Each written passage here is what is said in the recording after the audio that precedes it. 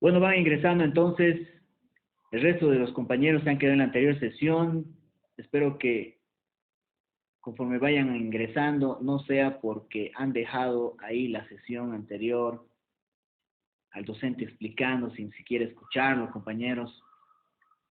Ya saben, y se he vuelto a repetir hace unos momentos en la primera sesión, de que no existe la obligación, ni tampoco por parte de los docentes, de obligarlos a que estén presentes en las sesiones, porque existe posteriormente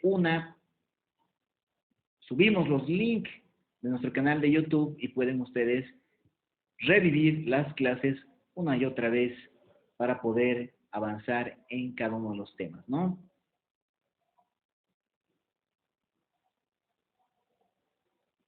Bueno, estábamos hablando entonces bueno, sigue ingresando.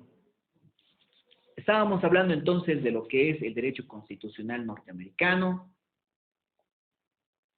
el hecho de que este país haya sido una colonia inglesa,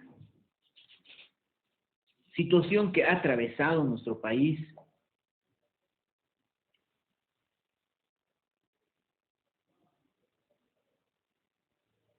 Hemos hablado de una inmigración inglesa.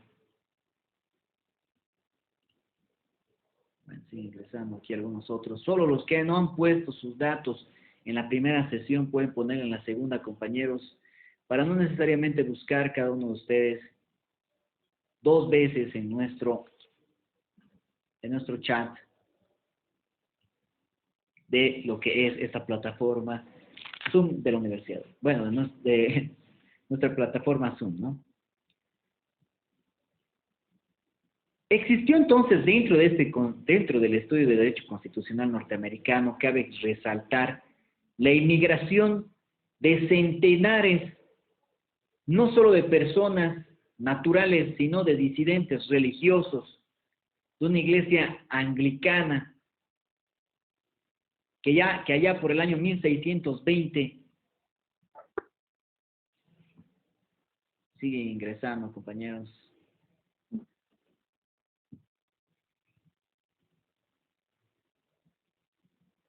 que allá por el año 1620 les decía en el famoso Mayflower, la flor de mayo, a nuestro idioma español, llegaron con la finalidad de evitar una persecución de la que eran sujetos y que vinieron a fundar una colonia denominada de Virginia en Estados Unidos.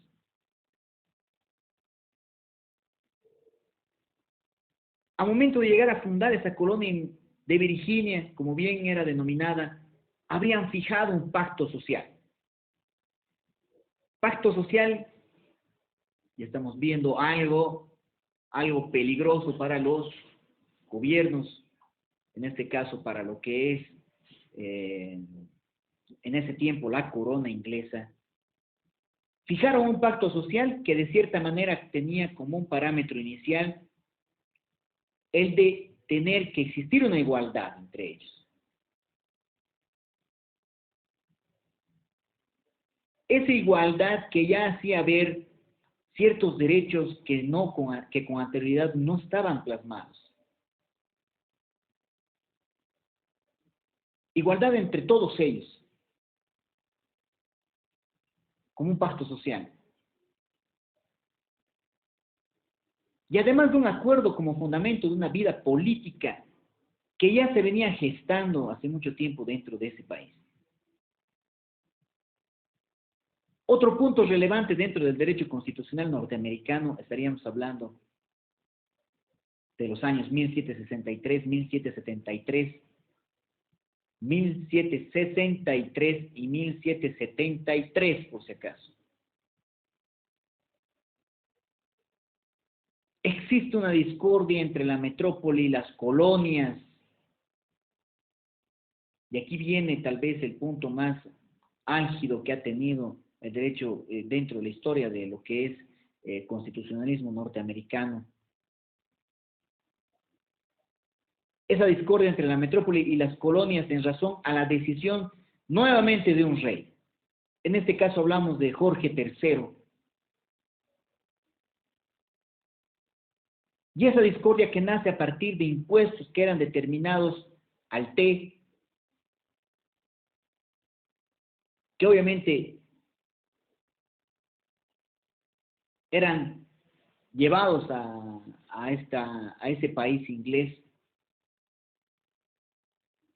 Todo esto con la finalidad de poder financiar una guerra, que en ese momento se estaba gestando con el país de Francia.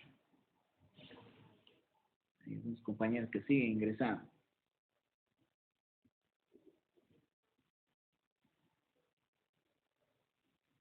Esa guerra que venía de la mano a ese impuestazo, que lo denominaríamos seguramente en nuestra realidad social, que va a venir a provocar que todos los colonos reclamen una representación política en el Parlamento inglés,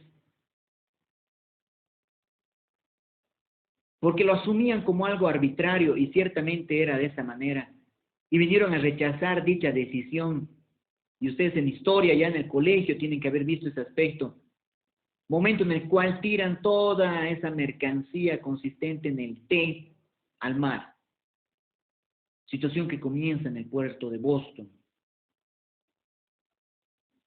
Hablamos de un autor como Adam Samuels, que nos viene a referir una frase que se vendría a instaurar en esos tiempos. No hay impuestos sin representación. No iban a pagar esos impuestos.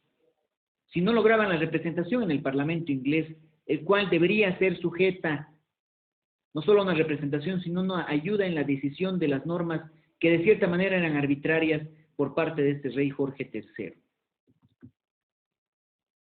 Es por eso, como un hito importante, que estos colonos vienen a convocar a un congreso de todos los representantes de esas colonias, que en ese tiempo eran 13 colonias en Virginia, ya en esa fecha del 4 de julio de 1776, donde vienen a suscribir esa acta de declaración de independencia.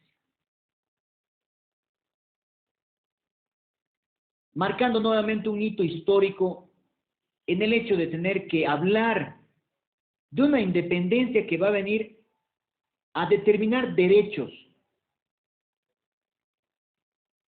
Derechos que con anterioridad no existían, como era el derecho a la rebelión. El derecho de todos estos colonos a poderse gobernar. Y más allá de esos derechos que tal vez ellos estaban tratando de instaurar, el de tener que declarar una independencia. El día de la independencia, ¿no? Allá en Estados Unidos de Norteamérica. Ya ustedes ven, y vamos a ver conmigo, y hace rato venía la consulta acá de compañero Bismarck, pero ¿y cómo está estructurada tal vez esa Carta Magna? ¿Cómo estaría estructurado esta declaración de independencia en Estados Unidos mediante enmiendas? ¿Cómo ha nacido? Nosotros también vamos a conocer nuestra primera constitución, obviamente, desde los inicios, y la vamos a tratar de leer con cuántos artículos, los pocos artículos con los cuales nació, y que obviamente más adelante han venido a desarrollarse en una constitución ya actual que nosotros la conocemos del 2009, ¿no?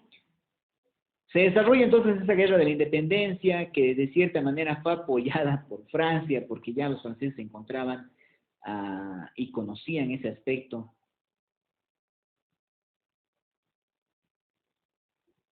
Nos habla de que en el año 1787 en Filadelfia se viene a determinar una Independence Hall, nos dice, ¿no? De 2 estados, donde Rhode Island no habría participado. Además, tal vez no nos interesa mucho para algunos, pero es importante saber que siempre hay alguien reacio a tener que cumplir o poder ser parte de algo que se está gestando en pro de la sociedad. Vienen a suscribir entonces en Estados Unidos de Norteamérica una constitución que de cierta manera la habrían referido como una unión más perfecta. que viene de la mano del preámbulo de esa Constitución de Estados Unidos de Norteamérica. Ya se empieza a hablar del tipo de organización política que tendría que tener este país. Se tenían por delante a constituyentes, están tratando de constituir algo, a Alexander Hamilton, John Jay, James Madison, que de cierta manera los conocían como federalistas, que vienen a sostener que el Estado federal pudiese ser el que debería aplicarse a partir de un gobierno mediante un centro fuerte, un gobierno central además. De cierta manera, proponen también una monarquía constitucional.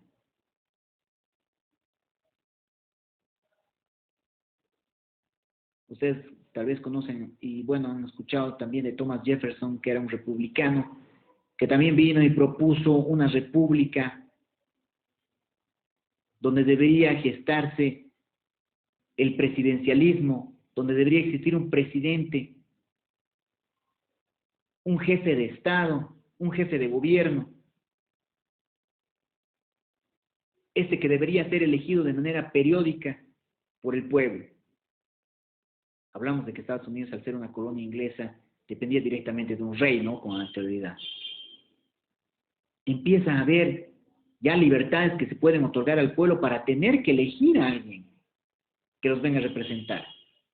Si nosotros no tenemos un representante, compañeros, ¿no? Y es a partir de ahí donde nosotros vemos la necesidad de tener un representante, no solo en los sectores en los que vivimos, ¿no? Porque hablando todos al mismo tiempo no nos vamos a entender, sino más bien acordando ese sector social algo concreto, pudiésemos llevarlo a tela de juicio frente a alguna autoridad administrativa mediante un representante o representantes. Y no todos necesariamente gritando en la calle tratando de hacernos entender qué es lo que concretamente queremos. Y es así donde tenemos que buscar y buscan un representante también, el cual tendría que ser elegido periódicamente, el cual obviamente tenemos que entender como un presidente. Tenemos una estructura en Estados Unidos de Norteamérica, entonces, el cual de cierta manera va a venir a constituirse a partir de 3 órganos de poder. Que bien los tenemos que entender como separados, tenemos que entenderlos como independientes. Limber, díganos, compañero, ahí Limber les falta su apellido nuevamente. Profe, Alice, ¿los Estados Unidos ha sido federal desde el inicio, desde su independencia, o se federalizó después? Prácticamente desde la independencia nos han referido de que que habrían propuesto una organización política de este Estado a partir de un Estado federal, con un gobierno central, obviamente. Un gobierno en el cual tendría que tener un presidencialismo, obviamente estar representados mediante un presidente, y ustedes ya saben quién es ese primer presidente que luego muere asesinado. Y algo que tal vez me olvidaba, perdón compañeros, hasta antes, ¿por qué Francia les apoya también a los norteamericanos?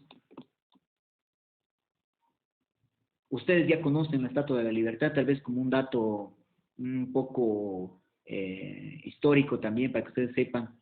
Les regala la Estatua de la Libertad Francia a Estados Unidos para celebrar su independencia y además la migración excesiva de la cual toda la vida ha sido Estados Unidos. La mirada de esa Estatua de la Libertad hacia lo que es el mar, o que es hacia ese lado, no recuerdo muy bien en qué estado está, pero de cierta manera da la bienvenida a todas esas personas quienes tal vez sentían una opresión por parte de esos gobiernos. Demostraban una libertad a pueblos que no tenían o que tal vez no gozaban de esas libertades. Un país libre, ¿no? Estados Unidos nace de pura migración y de colonias inglesas. Colonias que han venido a atropellar obviamente a los nativos originarios, que en este caso nosotros conocemos como los apaches, que son estos los indios, no, obviamente no estamos hablando, ya cuidado, asuman todos decir indio, y aquí ya es un acto eh, de difamación, de, ¿qué sería? Discriminación, compañeros, hablando de los indios norteamericanos. Entonces vienen y bueno, acaban con más bien, y como es característico de las colonias, tratan de acabar con quienes son los nativos de esos países. No se dio de esa manera, obviamente hablamos de un genocidio aquí de Colón y ciertas situaciones que de cierta manera tal vez a criterio de su docente no debemos entender que tenga que nacer un resentimiento a quienes hubiesen llegado a estas tierras y hubiesen colonizado. No me digan que Estados Unidos nace o de cierta manera tiene ese resentimiento de las colonias inglesas y los atropellos que hubiesen sufrido tal vez a través de la corona, ya andan recordando cuál es la situación que han atravesado cada día del año y no tratan de avanzar políticamente dentro de sus estados. Tenemos una historia que nos persigue y esa historia siempre hay que rememorarla, pero vivir en el pasado, compañeros, a veces nos puede hacer daño.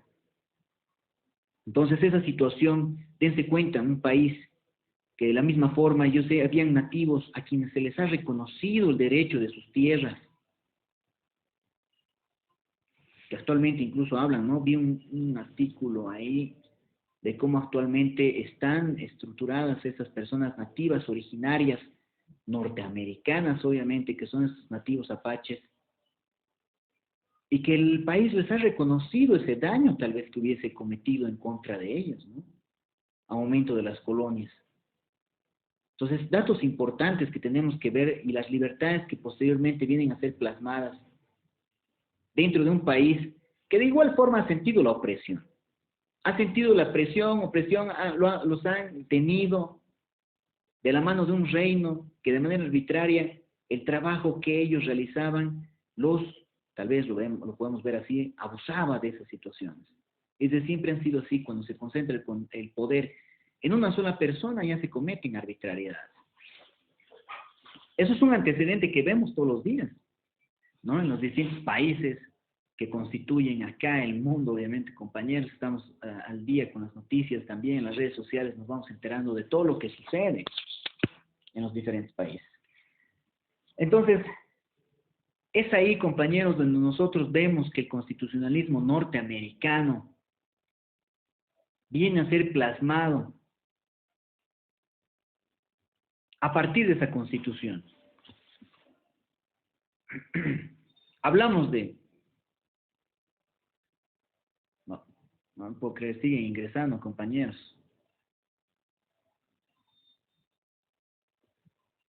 Hablamos entonces de esa estructura que tiene este país. Hablamos de un Congreso, dentro de esos tres poderes obviamente hablamos de un Congreso legislativo, obviamente, que está compuesto por cámaras del Senado y otra de representantes, del Senado que representa los intereses del Estado, y más aún la Cámara de Representantes que nace originaria o es originada con criterios poblacionales, y que de cierta manera tiene similitud con la estructura que nosotros tenemos, pero tiene algunas excepciones, ¿no? Un presidente que podemos verlo como el ejecutivo, que tiene la calidad de un jefe de Estado, que va a venir a gobernar conjuntamente a sus ministros o conjuntamente a su gabinete. Igual tenemos nosotros un poder ejecutivo en el cual, y al ser parte del ejecutivo, el presidente, vicepresidente y los ministros de Estado, estaríamos hablando casi de algo similar al derecho constitucional inglés. Y otro poder judicial que ya sabemos que es la máxima instancia que va a venir a constituir la Corte Suprema de Justicia, la cual va a tener ese poder de interpretación que, como nos dice Charles Evans Hughes, un pensador inglés, norteamericano obviamente, nos habla de la Constitución, es lo que los jueces dicen que es. Pero ¿por qué nos dice? ¿Qué tiene que ver esos jueces que dicen que es que la Constitución? Son las interpretaciones que podemos llegar nosotros a entender de la forma de aplicación de la Constitución. Tenemos un Tribunal Supremo Constitucional, tenemos un Tribunal Constitucional Plurinacional que nos da los parámetros para poder entender esos aspectos, ¿no, compañeros?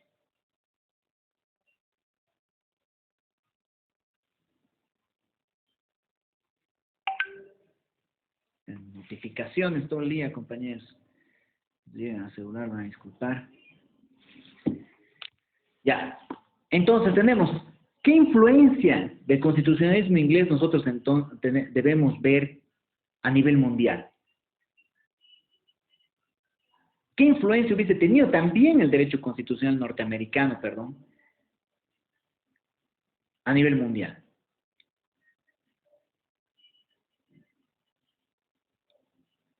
Ya podemos ver a partir de las enmiendas que hubiesen sido plasmadas en esa Constitución,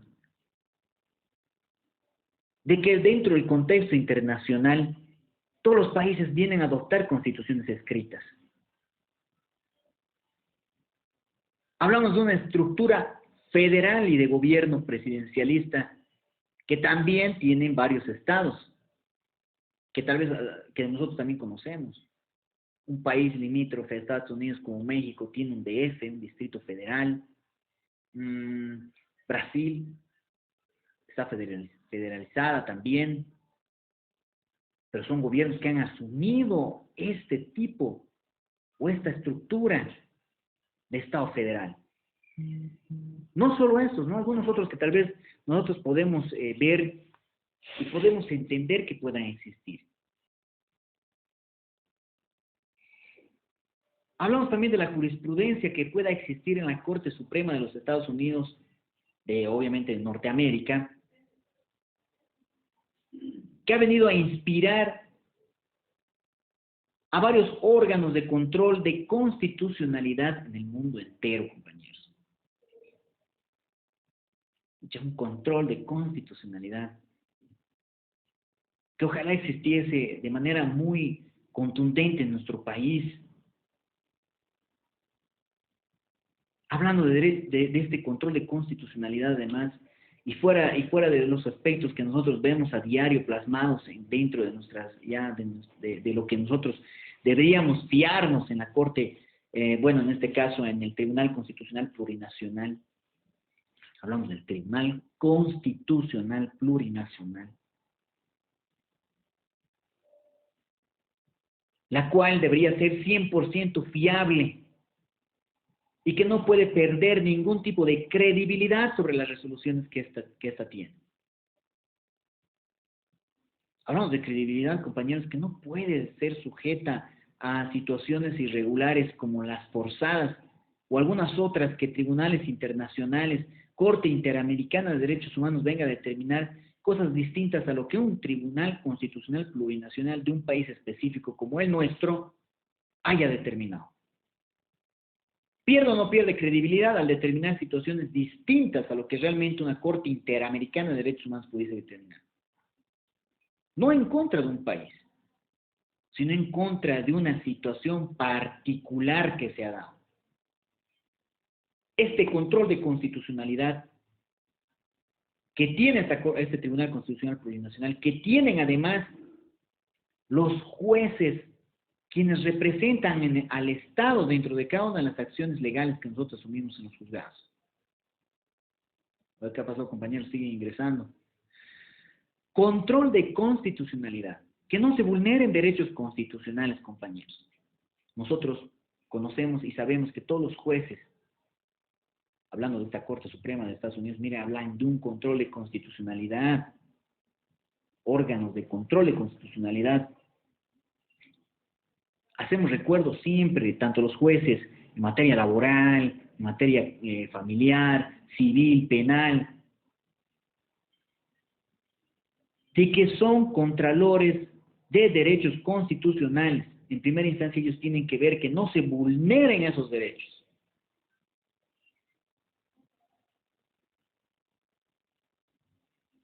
Existe el control de constitucionalidad en nuestro país. Y tiene que nacer de esa fiabilidad que nosotros tenemos que tenerle a esa persona que en representación del Estado ejerce como juez. jurisprudencia de la Corte Suprema de los Estados Unidos, ¿no? Ha inspirado, entonces, a principales órganos de control de constitucionalidad. Hablamos de características del derecho constitucional norteamericano y finalizamos esta parte, compañeros, para ver algo de lo que son las enmiendas. Dentro las enmiendas como ha nacido la Constitución Política del Estado, de este Estado norteamericano. La Constitución de 1787 de Estados Unidos viene a ser escrita, sistematizada, que viene a estructurar ya a partir de un preámbulo, viene a determinar 7 artículos que referían la organización del Estado, que ya la asumimos nosotros como una parte orgánica de la Constitución. Hay otra parte dogmática, por si acaso. No sé si esto ya hemos visto, hemos hablado de la parte orgánica y dogmática, o a fin de cuentas tal vez en Derecho Constitucional 2 también lo vamos a ver. Vienen a efectuarse posteriormente 27 enmiendas, reformas o innovaciones, muy bien nos refieren, que incluyen estas 27 la parte dogmática. Una de las características que tiene ese constitucionalismo norteamericano. Constitución de 1787 de Estados Unidos de América es rígida. Pues para cualquier tipo de enmienda que exista a esta Constitución, o obviamente hablamos de una reforma a la Constitución, o a fin de cuentas de una innovación dentro de la misma, se tiene que establecer un procedimiento muy complejo y además, como algunos autores nos refieren, gravoso, que rige el procedimiento legislativo, con la finalidad de poder convocar a una convención constituyente. Esa convención constituyente que va a venir a modificar la Constitución. Pues ya saben, en cuanto a la reforma o innovación que deba existir en esa Constitución. Obviamente mediante una cámara, mediante las cámaras del Congreso pueden aprobar la misma enmienda por 2/3 de las partes de los miembros, o asimismo sean ratificadas por 3/4 partes de las legislaturas de los estados que son federados en ese país.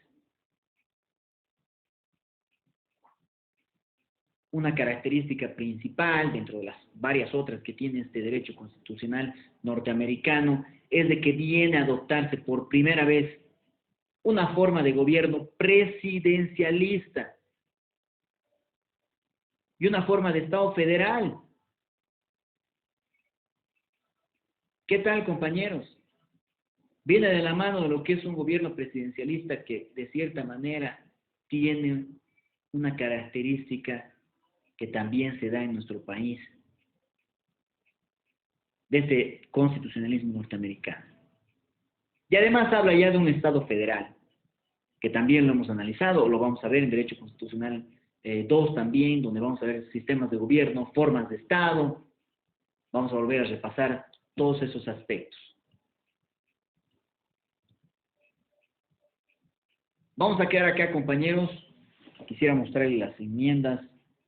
Vamos a tratar de leerlas la siguiente clase y vamos a finalizar con lo que es el derecho constitucional inglés y terminar lo que es, y ya luego ver lo que es el derecho constitucional francés y la esencia que tiene este derecho constitucional francés en derechos humanos, que van a venir a ser ratificados posteriormente después de una guerra mundial, de una segunda guerra mundial, y que nos va a ayudar a entender mejor del por qué los franceses no habían sido tan egoístas tal vez en lo que viniesen a determinar. Que está ingresando Fabián Joel, dice, finalizando la segunda parte de la clase, a poner sus datos. Compañeros, pero vamos a ver si pone. Bueno, compañeros, quedamos acá, entonces vemos las enmiendas y damos continuidad a lo que es el derecho constitucional francés, la siguiente clase, y de esa manera culminamos. No está poniendo su nombre, ahí está, a ver. Brandon Céspedes está poniendo recién sus datos. ¿Quién más? ¿Dónde está Fabián? Que ha ingresado. Fabián Joel. Buenas tardes, compañero. Ponga sus datos de una vez. Ya estamos terminando esta segunda sesión. Creo que no está ahí el compañero. Bueno, ahí está, ¿no? Mamá Toledo, Fabián Joel, has entrado casi finalizando. Espero verte ya más seguido en las clases, por favor. Ya, Va a salir, se va a disculpar, es que me interesa. ya está bien, tienes razón. Puede ser también el internet, o a fin de cuentas puede ser que se haya salido también bueno, el internet que nosotros tenemos, desgraciadamente, yo uso Viva, compañeros. Gracias a Dios está dando bien, no se está cortando, pero bueno, hay días en los que realmente me perjudica mucho. Compañeros, quedamos acá, vemos las enmiendas de la siguiente clase, ya saben, alístense a ver lo que es el derecho constitucional francés y finalizamos también con estos aspectos históricos de la evolución del derecho constitucional. Nos vemos, compañeros, estén todos bien, por favor, no se hagan problema de ingresar 10 minutos, 15 minutos antes de la clase, con la finalidad de que podamos empezar, o en punto, o fin de cuentas, podamos comenzar lo antes posible, y terminar también de ver lo que son los aspectos inherentes a nuestra querida clase de Derecho Constitucional 1. La siguiente semana ya estamos viendo nuestros trabajos, por si acaso, así que estén atentos a todo eso, compañeros. Nos vemos a todos, muchas gracias por estar presentes en la clase de Derecho Constitucional 1. Nos vemos hasta la siguiente, compañeros. Hasta luego, licenciado. Hasta luego, Bismar, nos vemos. Hasta luego a todos.